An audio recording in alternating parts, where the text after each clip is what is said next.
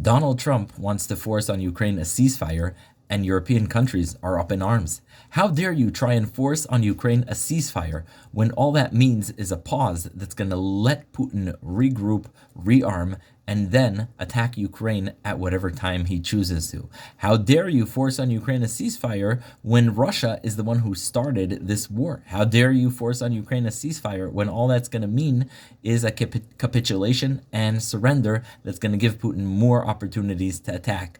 Yet these same European countries have been screaming for 15 months at Israel, ceasefire, ceasefire, ceasefire. It didn't bother them that Israel needed to defend itself. It didn't bother them that Hamas and Hezbollah and the Houthis in Yemen were firing at Israel rockets while Iran was shooting missiles at Israel. They kept screaming ceasefire, ignoring the simple reality that Israel didn't begin this war, ignoring the reality that even if Israel declared a ceasefire, there would still be attacks on Israel from terrorist entities.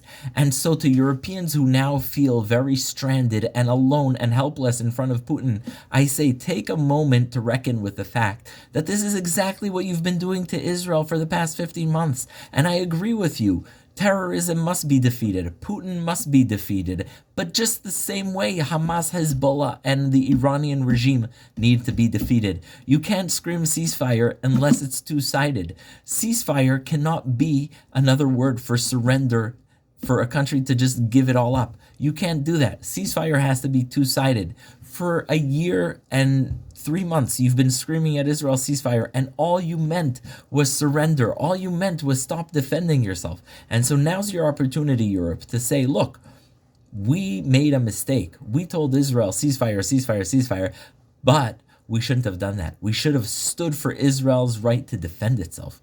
We should have stood for the need to defeat evil. And had we done that, Hamas would not have been in charge of Gaza now. Had the international community not rallied to support Hamas, to demand Israel put in more and more supplies and give it to Hamas, then Hamas would not be in place. So stop about that. Our hearts are with the people in Ukraine, but also with our hearts are with the people in Israel.